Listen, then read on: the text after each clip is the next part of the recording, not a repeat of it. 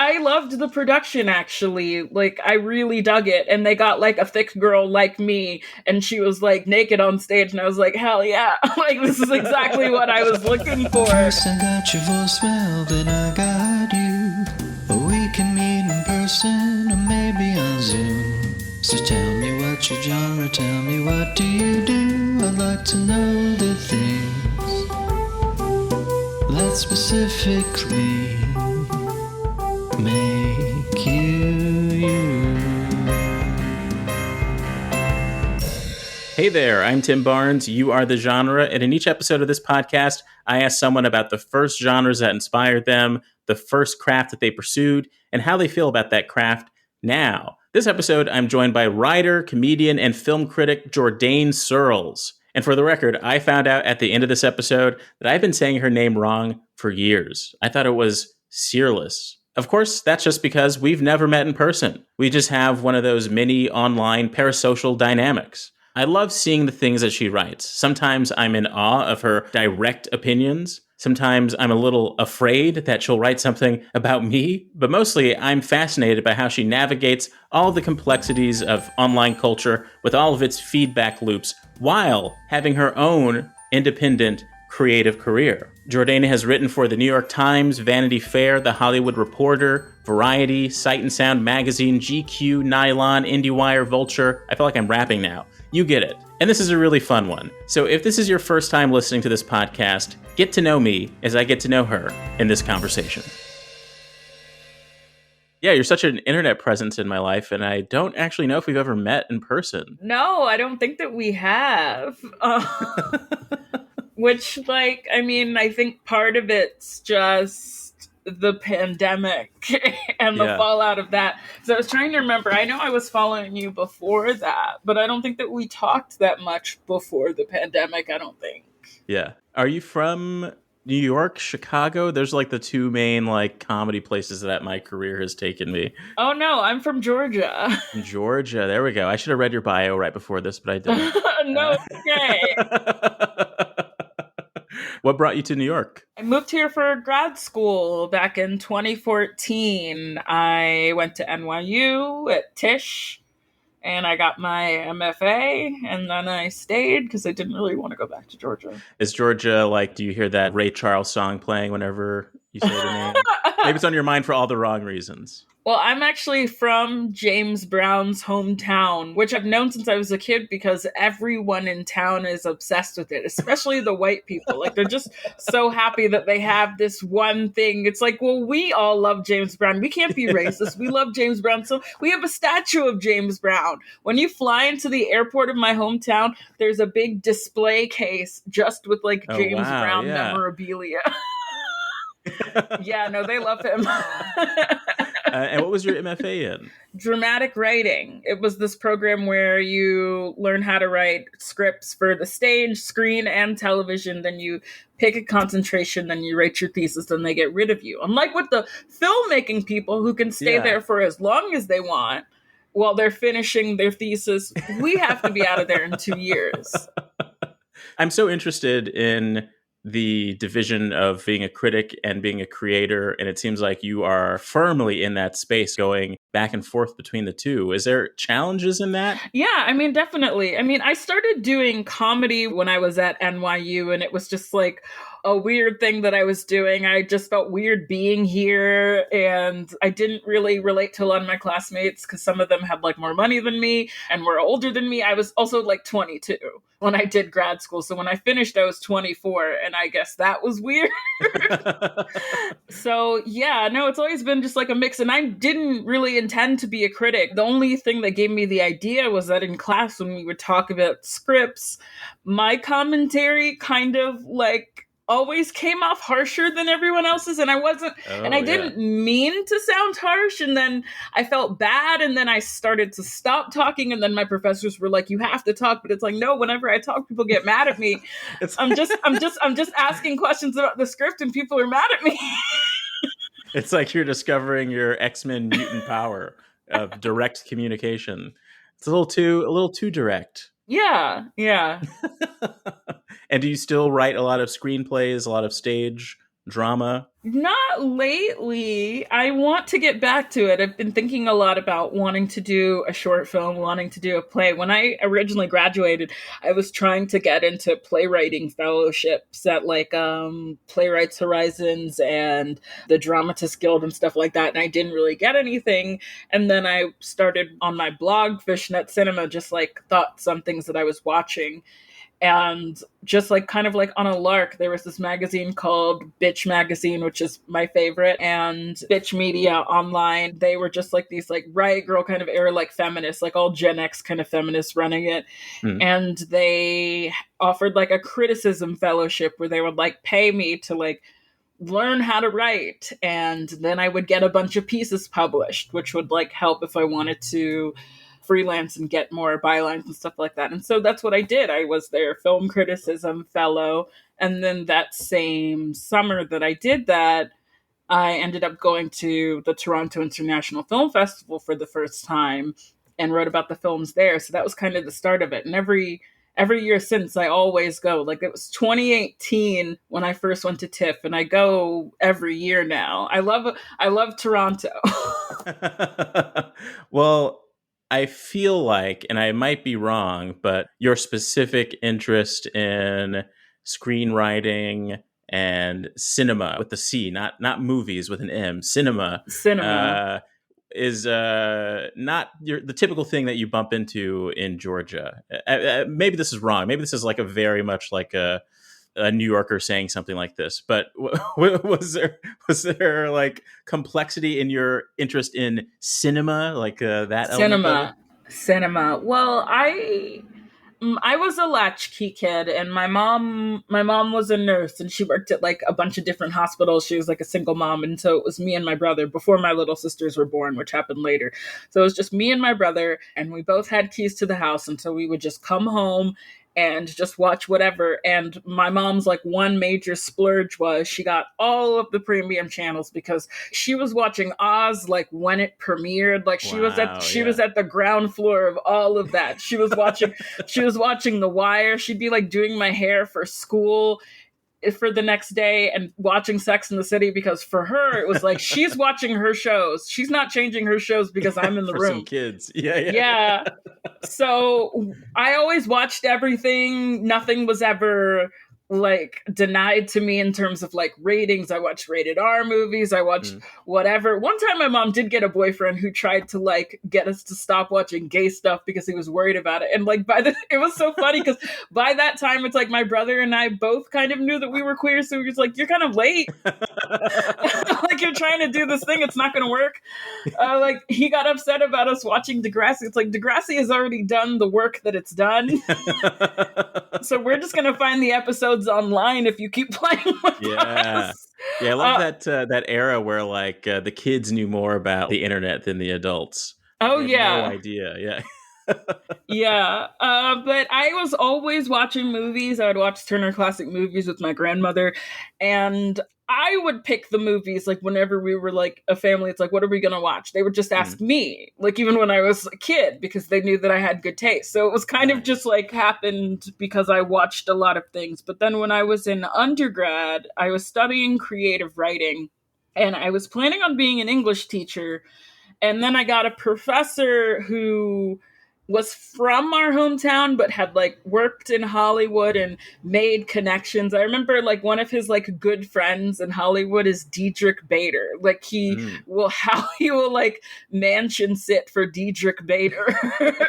And it's like, yeah, I mean, that guy must have a lot of money. Like he's always working.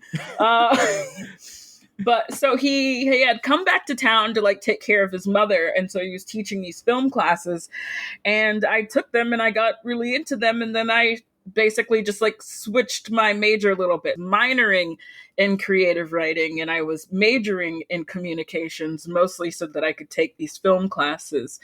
And because it was like a very like small school, like I'm from Augusta, Georgia. I went to Augusta University. So like, it's just like, it was 30 minutes from my house. Whenever we would all do projects, they realized that I could write. So then I just became the writer for all the projects. So every single time we did like a film project or something, I just wrote it. Nobody even, one time we did a project where it was like, we're doing a late night talk show. we did like a half-hour late night talk show, and we like got a guy to host and like did the set and everything. And I was supposed to have a team of writers writing jokes, but nobody wanted to write anything. So I ended up writing all the jokes and almost like all the jokes and all the segments. Like, I think there was like one major segment that I had nothing to do with that was somebody else's brainchild, but for most of it, it was just me. So I wrote the whole thing. I remember I saw there was that documentary about Gary Shandling, and Conan O'Brien was complaining about how in the Larry Sanders Show there were only like 2 or 3 writers apparently for the whole show. That's so crazy.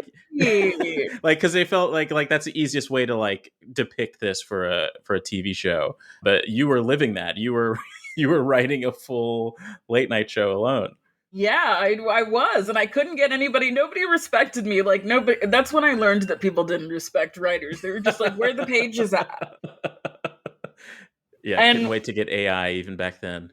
And I did write a short play that they did a production of at my school back then. And it was so funny because it was before I knew I wanted to be a critic or anything. And the play was just like a critic and a filmmaker. And the critic is a woman, and she's kind of bitchy, but in like a good way. Like, I related, like I wrote her to be me. And it was like she hooks up with this director at this film festival, and he's being really weird about what her opinion on the movie is, and she's trying to keep it to herself. And it was just like a little, just something that I just made up. And then now when I read it back now, I'm just like, yeah, no, this could totally happen. Although I go to film festivals all the time, and I've never slept with a director at a film festival. I really need to work on that. Well, I love you just telling that story. I would watch the hell out of that movie. That's like classic. I loved the production, actually. Like, I really dug it. And they got like a thick girl like me, and she was like naked on stage, and I was like, hell yeah. Like, this is exactly what I was looking for. Yeah, I would love to look at that script again, because that could definitely be like a full rom-com now that I think about it. Yeah. That could be fun. But yeah, so my professor, he was just like kind of my mentor, and we got really close. And then when it was time to graduate, he was like, I'll write a recommendation for you to go to AFI. And I was just like, AFI? I don't know if I want to do that. I asked him instead if I picked 3 schools to apply to: Northwestern, UCLA, and NYU. And I got into NYU and UCLA. Also, like, I'm still mad about not getting into Northwestern. I'm still mad about, like, in the grand scheme of things, I'm glad that I didn't go to Chicago, but I wrote like this great essay comparing Terrence Malick's Badlands to Quentin Tarantino's True Romance, and I don't understand how that didn't get me in. They must not be cool over there. They must be dorks. Well, I feel like a good entryway into the first question of what was the first genre that inspired you. I'm just curious, what is it about the character of a critic? What drew you into that? It's an interesting mask, a critic. Yeah. Well, whenever I would watch things, I would always have these like deep emotional feelings about it, and then I would peel back those. I was very into, when I was a kid, making everything logical.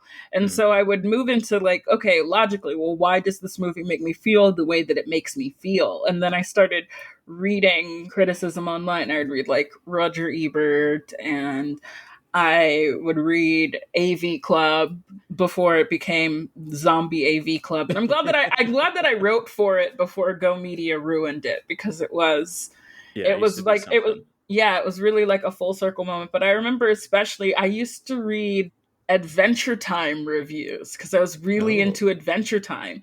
And just the fact that somebody could intellectualize Adventure Time and make me kind of understand a little bit more why I liked it, it all just started coming together. So what was the first genre that drew you in as a kid? I have an assumption, I have a hunch that it was movie related. I could be wrong.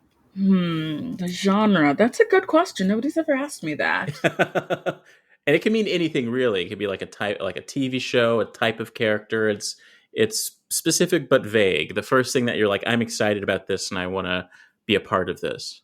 I was really, really into this Billy Wilder movie called Sabrina with Humphrey Bogart and Audrey Hepburn and William Holden. And was this one of the movies you're watching with your grandma? Yeah. Okay. that was one of the first classic movies that I got really into. And then one day on USA Network, there was a remake of it that was directed by Sidney Pollack, I believe, starring Harrison Ford. And it had Julia Armand and Greg Kinnear. And I don't know why, but like watching both of them and thinking about it gave me all these questions like, why was this remade? Why is this a less popular version that's just constantly playing on cable? And then I would go on like IMDb forums and stuff, and it just, yeah, I think Sabrina was the big gateway movie. I was very into romance when I was a kid. It was very hard for me to really pay attention to anything if there wasn't like a little bit of romance. I was just like, oh, there's nobody's kissing in this. I don't want any of this. Like I was an early like I want to see people kissing. Can you refresh my memory on the plot of Sabrina? Sabrina is about a chauffeur's daughter, and like she is super obsessed with this like playboy guy, and she lives on Long Island, and so she was always kind of like close to this family and was just really into him. And then she goes away to France to study cooking, and she comes back and her hair is shorter and she's all elegant and she's all grown up, and then suddenly this rich playboy is interested in her. And there's a situation where the parents, they're trying to do like a big merger or whatever between companies, and he's supposed to be with this other woman, so it's like Sabrina is getting in the way of this important merger. So then the brother comes in, which originally it's Humphrey Bogart, then it's Harrison Ford. The brother comes in to basically like distract her and spend time with her and to like make her go away, just to kind of like manage the situation. And then it becomes like this love triangle. Is she gonna be with Humphrey Bogart or William Holden? Okay, Harrison, I love this. Yeah. So I feel like there's a way to track this being one of your early interests with your career, because I do feel like you didn't set out to be a critic, but you became a critic. And being a film critic is one of those jobs that is really cool to have when you go back to your hometown. Oh yeah, I'm very popular there now, which is interesting because I knew everybody, but everybody just kind of thought all of my opinions were too much. Everybody was like, oh no, there she goes, she's on Facebook, she is typing paragraphs. Like everybody hated it. Everybody was she's always mad about something. And then when I became a feminist, they're like, oh, now she's talking about feminism. But now when I go home, everybody's really excited to see me. And like people are like, and I'm just like, oh, this is very different. Was that a part of like when you set out to you going to college and stuff? Was it an element of wanting to prove something to the people that you grew up with? No, I just wanted to get away from everybody. I was like, oh, y'all don't like me? Well, cool. I'm going to go all the way across the country. You don't have to worry about me. It's fine. With all that in mind, like what would you say was the actual first craft? I originally wanted to be a screenwriter, which is still something that I want to do, but that was the thing. I wanted to write movies, and I wrote another old movie thing that I did when I was in undergrad. There's this movie called Bob and Carol and Ted and Alice, and it's one of like the first movies about like swingers, like couples swinging.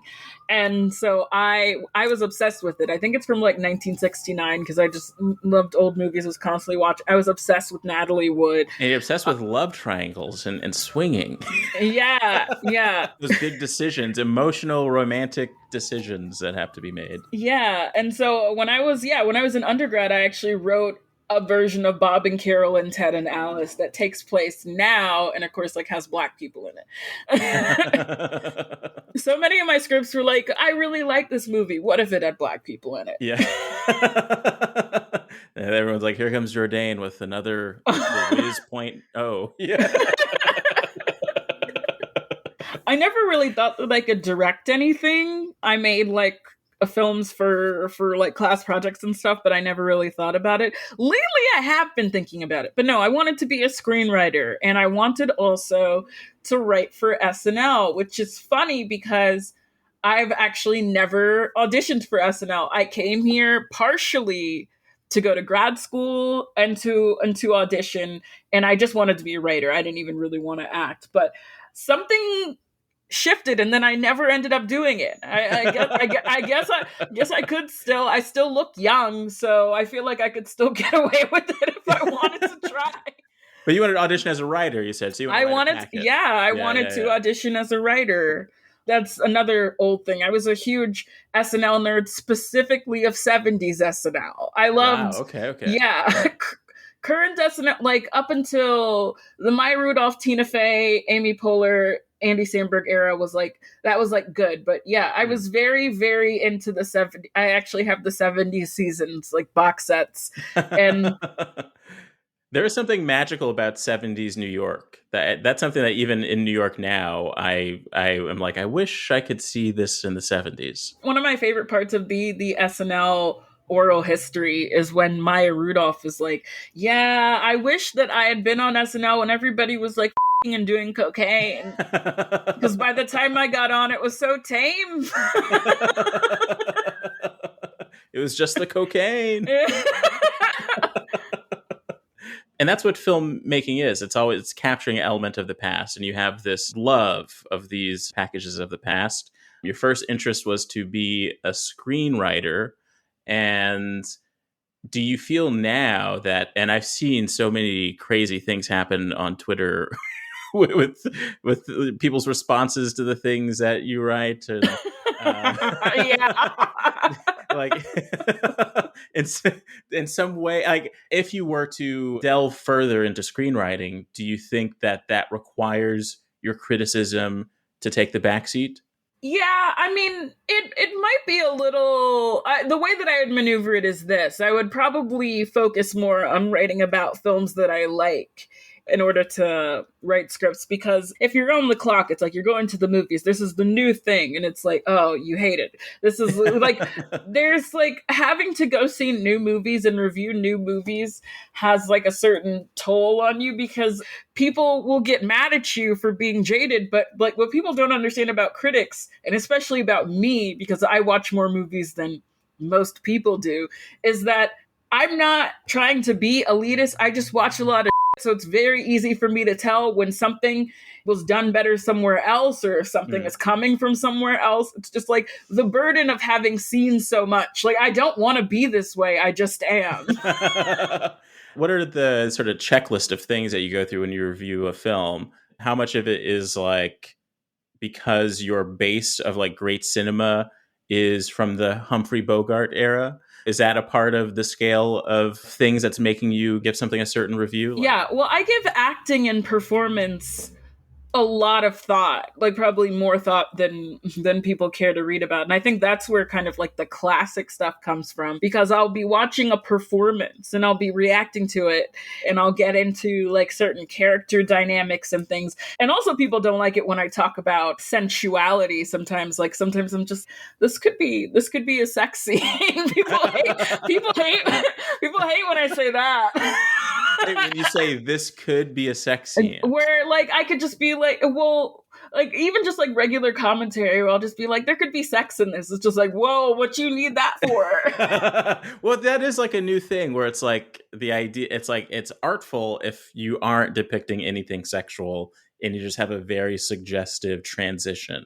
That seems to be the trend of thought right now. And you're saying like, I want to see I don't need to see it in everything, but I do think that even like, you know, pre-Hays Code movies were kind of doing all of this really interesting stuff. And then the Hays Code comes and it's just like, well, you can't do this, you can't do that, you can't do that. But and the Hays Code era was kind of terrible for that. And then Easy Rider kind of knocked down that door. Well, I would say actually Bonnie and Clyde knocked down the door where it was just like, we're done. But there was like a certain kind of quality to classic films where even if you couldn't see people have sex, because you couldn't, because it was the Hays Code, there was so much suggestion and more like sensuality and performances, like the way that people's bodies moved, the way that their faces moved. It's like they tried a little bit harder to convey things. And I think I will get pissy about people not acting enough with their face and their body, not moving.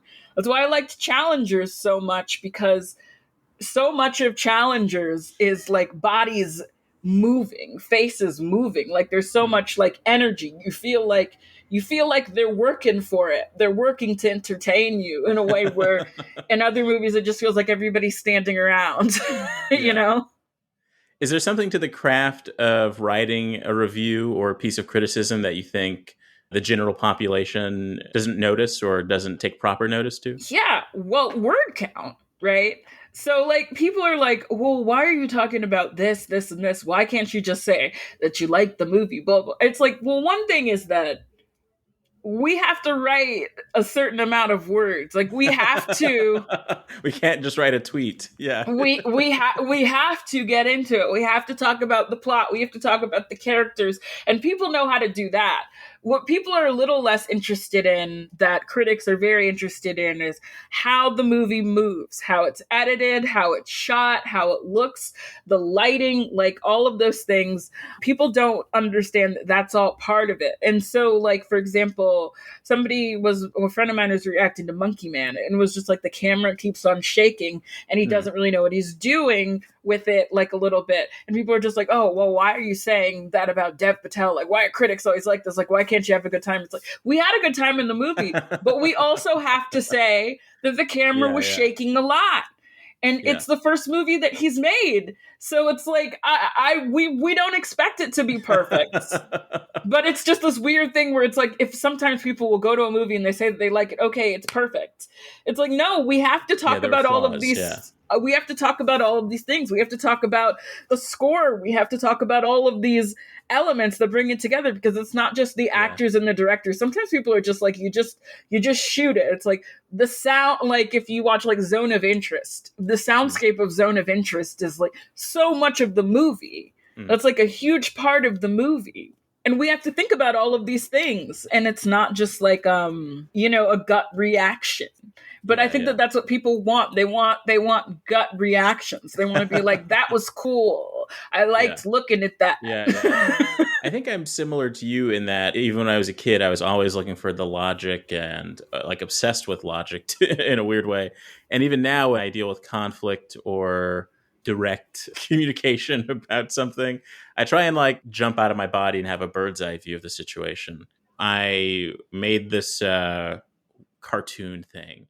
And when I started to get to like, there's a difference between reviews and comments, first of all. Yeah. But there was one review from like an animation website, and I was just like, it was my first time in that space. You know what I mean? And I don't know, I guess more people are like, you are encountering a lot of people having defense of the person who made the thing, being like, why would you talk about the shaky camera or whatever? But it is a special kind of armor that you have to develop on the other side, too. And having gone through that, I feel so much stronger. But then at the same time, it gave me a glimpse into that porcelain nature that more famous people have, because a part of the armor, it seems, is the requirement of having like an emotional distance from criticism. Yeah. And you have that from people responding to your pieces, right? And then the creatives have that from, everything. Yeah, it's really important. And it's weird because so many directors are like posting and getting mad on the internet these days. And it's weird because one, it kind of like demystifies, because you want to imagine that the director's like, I made this thing, I'm proud of it, moving on. And then when you see them kind of like crying on the internet, it's like, oh. Okay. But I mean, if you're putting anything out into the world, you kind of have to decide, oh, I don't care. Like, I'm going to take, you have to figure out how to take in the criticism that makes sense and kind of give everything else away, let everything else go. And it's hard. It is hard. That's one thing I will give to Cord Jefferson. I don't think American Fiction was perfect, but I think the way that he handled like everything was kind of all you can ask from someone. Like, yeah. Yeah, like absolutely. I was like taking note of like you're doing this is it. You're this is how you have to deal with that. Right, because at the end of the day, if a review pans your film, people in the industry are still going to work with you. Nobody's stopping. Nobody's like, "Oh no, Jourdain didn't like the film. Everything has to stop. We have to stop production right now on the next one." Like, it's like, I'm not trying to stop you from working. I want everybody to keep working. And if I don't like what you made, I hope that I like the next one. But I also think that, like, you shouldn't care that much if I like it or not. And if you do care, I mean, that's a nice compliment. But, you know, I'm just a girl from Georgia. You don't have to care that much about it. Well, I think, with all of your goals right now, like let's say you write a great screenplay, you said you don't have a direct interest in directing or as much of an interest in directing. Well, I have director friends now, so I kind of want to try to write something and then have one of my friends direct it, and then maybe like be around on set to figure out, could I do this? Because I'm terrified. Well, let's say you write something and it doesn't go to one of your director friends. Then you're in this even stranger position where you've written this thing in the filmmaking world, and like for movies, the writer usually has no direct say in the director's interpretation. Like everything is like the director's heralded. The movie comes out. I'm imagining this is my movie about you now. The movie comes out and you don't like it because of the director's choices. That's possible. That's happened. That's happened before. That famously happened to Joss Whedon when he made the Buffy the Vampire Slayer movie from 1992, which I still like. I mean, I preferred the show. But like the movie was doing something interesting too. It just wasn't his vision of it. Yeah. Well, I'm asking these questions, and it seems like you are prepared for all of these things. Yeah, I mean, maybe it's just oldest child syndrome. I'm very good at like negotiating and just being like, this is fine. And it also seems like a potential answer to the third question of the podcast, which is, what is your relationship with that first craft that you pursued? If I remember correctly, that first craft was screenwriting. I have a very weird relationship with it now because I feel the urge to do it, but I never have the time to do it because I'm always going places. Like I'm gonna be on the jury of the Seattle Film Festival this weekend, and I do Q&As all the time, which I actually like. That's one thing that I want to say. People say that they hate film Q&As. You just hate the ones that I don't moderate. What you need to do is go to the ones that I moderate. All of my film Q&As, it's a great time.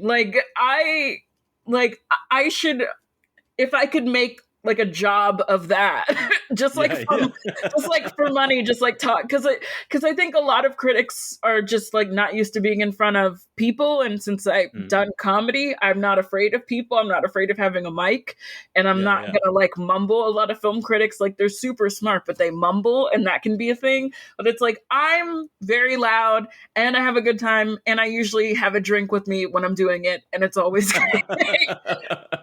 But yeah, no, I really just don't have the time. And so I keep on trying to come up with ways that I can get away with it where I don't lose money, like like a retreat or something. I'd probably have to do like a class or something, which I like class. I don't mind like people telling me what to do. But it is something that I've been thinking about a lot that I really do want to get back to. Don't scroll away. You Are the Genre will be right back after the break. You Are the Genre is an independently produced podcast, so I do this partly for fun and partly to give you some of the information that helps me in my own life.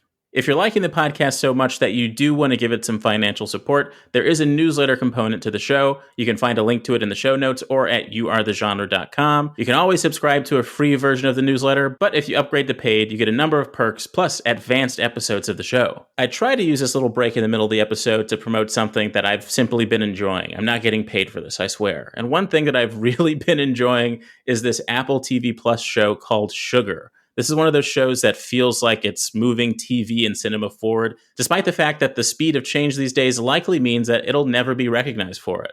It's really hard to make a love letter to LA, but rare shows like This Fool, Insecure, and now Sugar pull it off, each of them in completely different ways. Every frame, editing choice, and acting nuance in Sugar is fascinating, alluring, and a little jarring in a way that I like. So I don't know.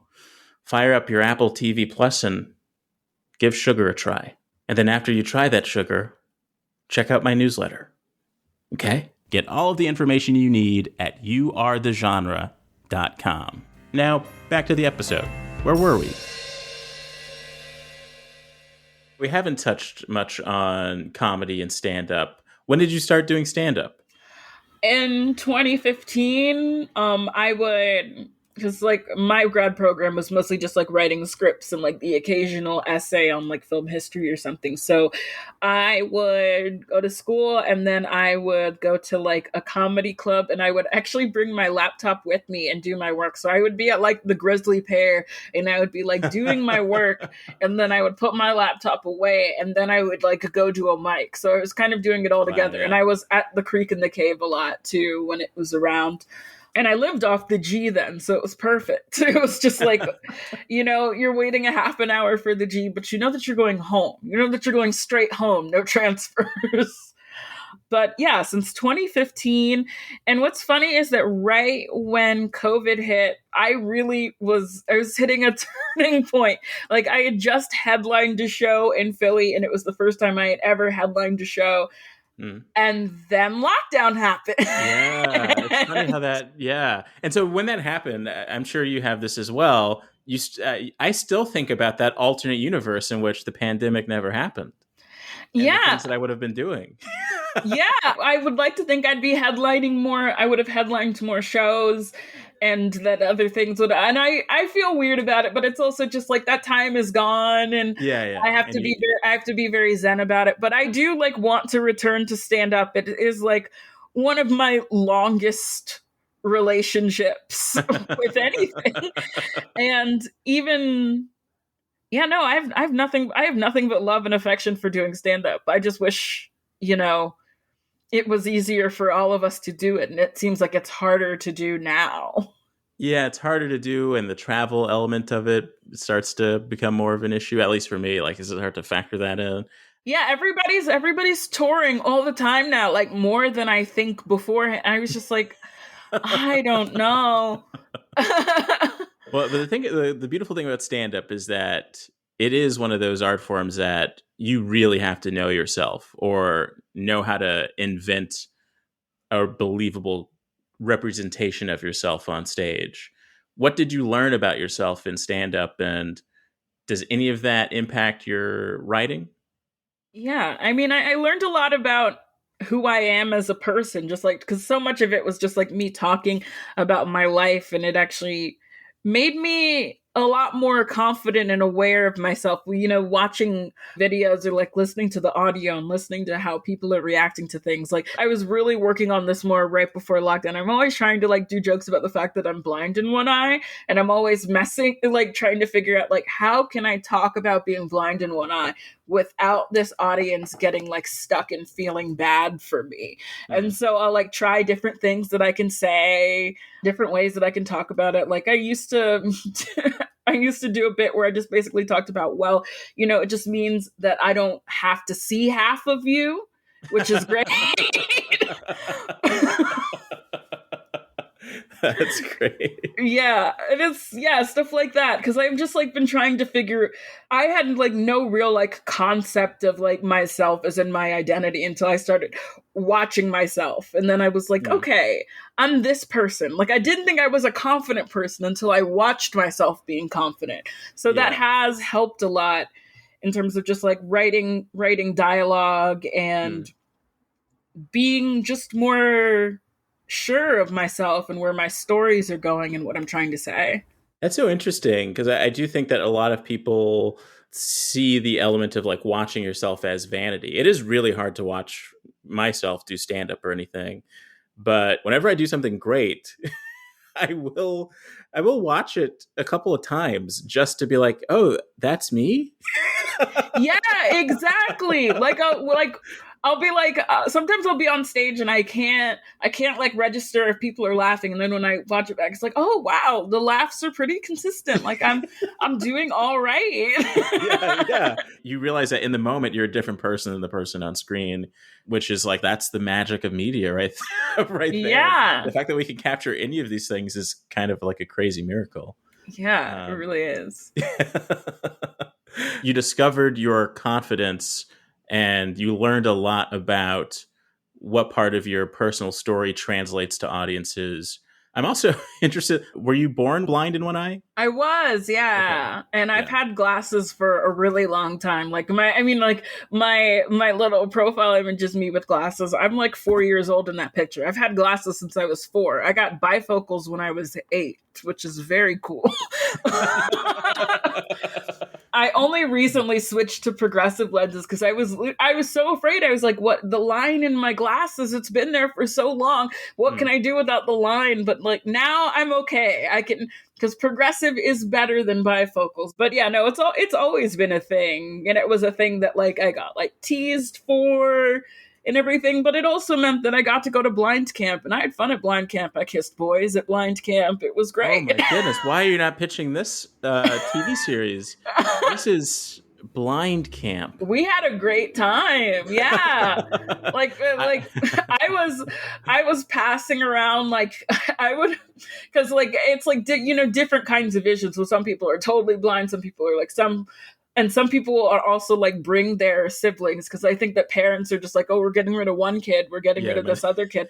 So I would like pass around comic books to the people that could see them. That was like a thing that I would do. But yeah, we had like dances and stuff. I had like dates. It was a good time. Please write something about this.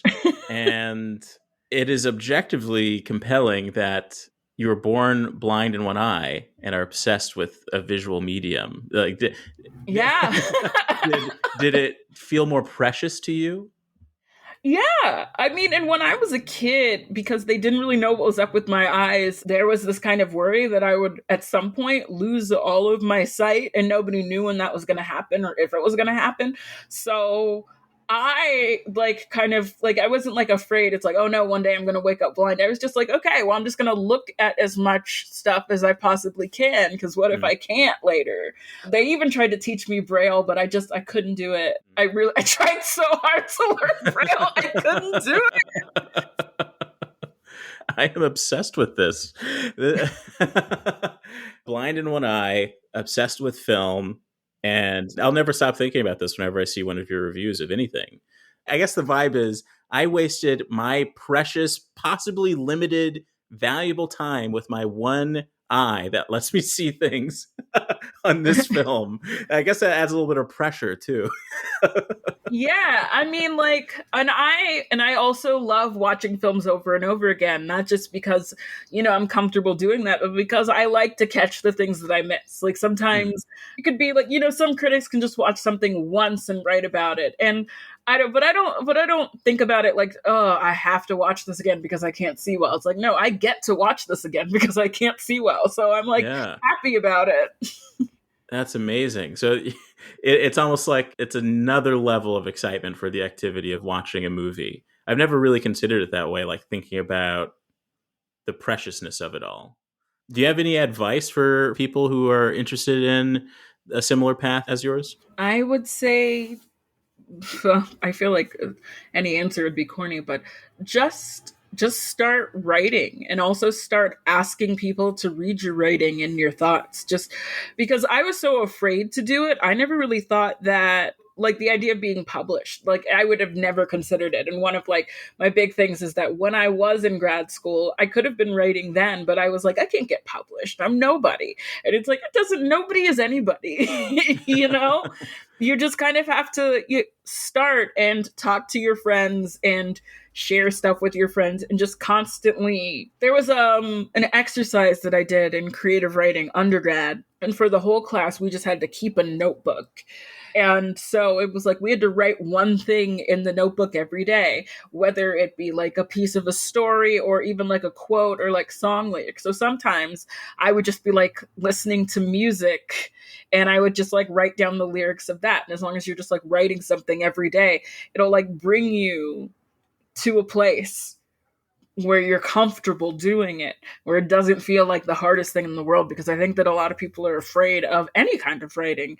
But when you just like have a notebook and it's like, well, I don't have any thoughts. I'm just going to write Weezer lyrics today. It's like you wrote Weezer lyrics today.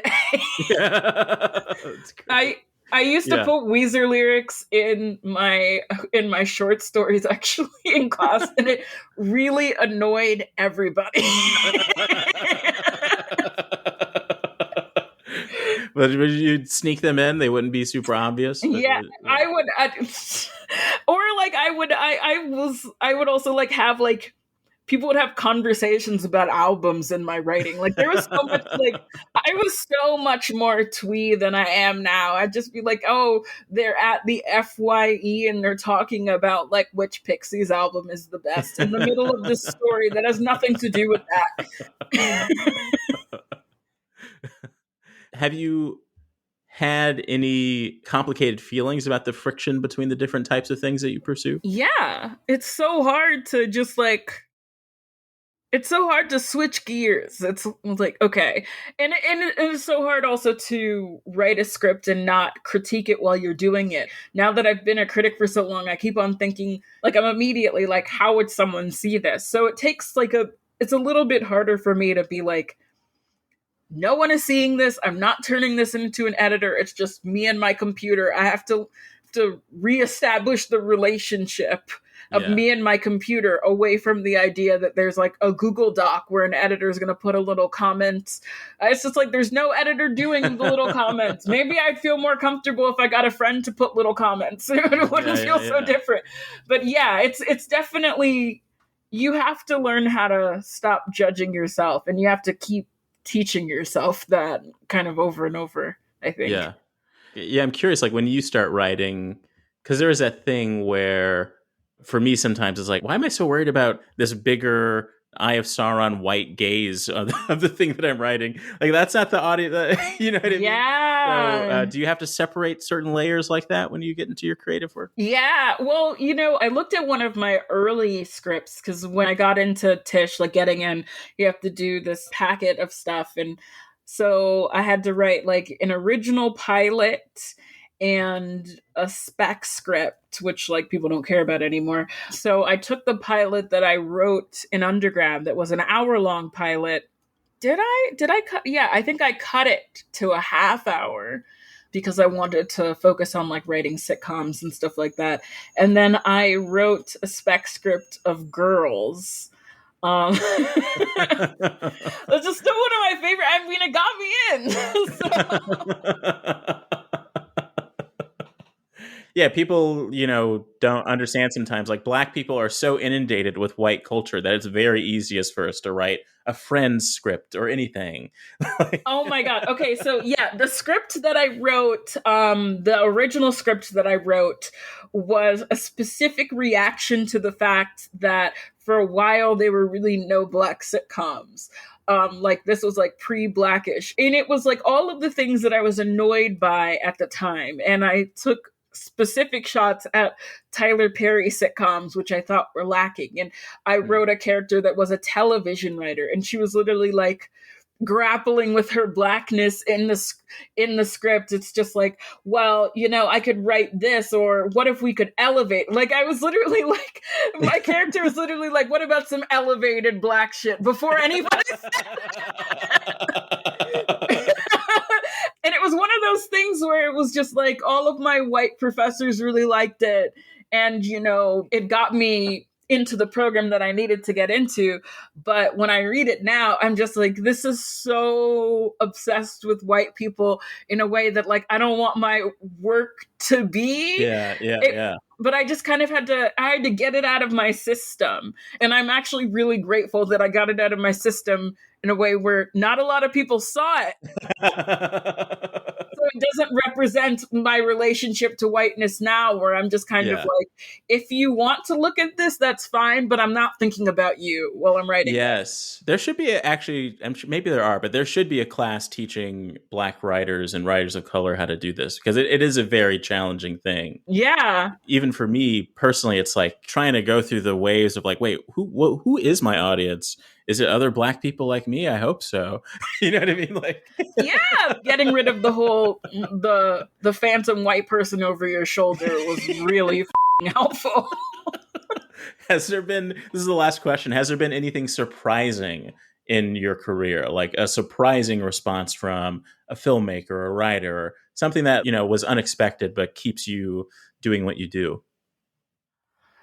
I had a really nice meeting with Jane Campion a couple years ago, and that was really major for me.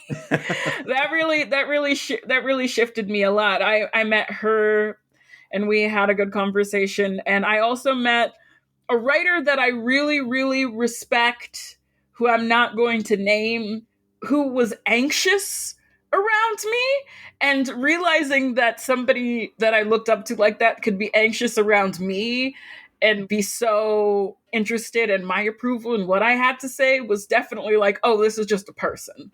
Wow. That's so great of Aaron Sorkin to be that way. I never would have expected that. But I realized that just talking to writers and directors just about their work is so motivating, especially when they realize that you understand, or they're like, oh, you understand this. It's like, okay, yeah. I can understand this. I can figure this out. I could be having this conversation with someone about my work one day, and that would be really cool. Well, thank you so much for doing the show. This was great. Yeah. And I want to make sure your last name is Searles, right? I'm not saying it wrong. Oh, it's Searles, but like Searles, okay. Yes. How often do people say Searles? Sorry. A lot of people say no. It's totally fine. No, I'm used to it. But it's Searles. Big thanks to Jourdain Searles for stopping by the show. Get more information about her at jourdainsearles.com. Freddie Nunez created and sings the You Are the Genre theme song, and Adam Smith produced it. Next episode, comedian Roy Wood Jr. joins me on the podcast, and if you get that paid subscription to my newsletter, you can listen to it a week ahead of the normies. This is Tim Barnes signing off with your weekly reminder that you are the genre. First I got your voicemail, then I got you. We can meet in person or maybe on Zoom. So tell me what's your genre, tell me what do you do? I'd like to know the things that specifically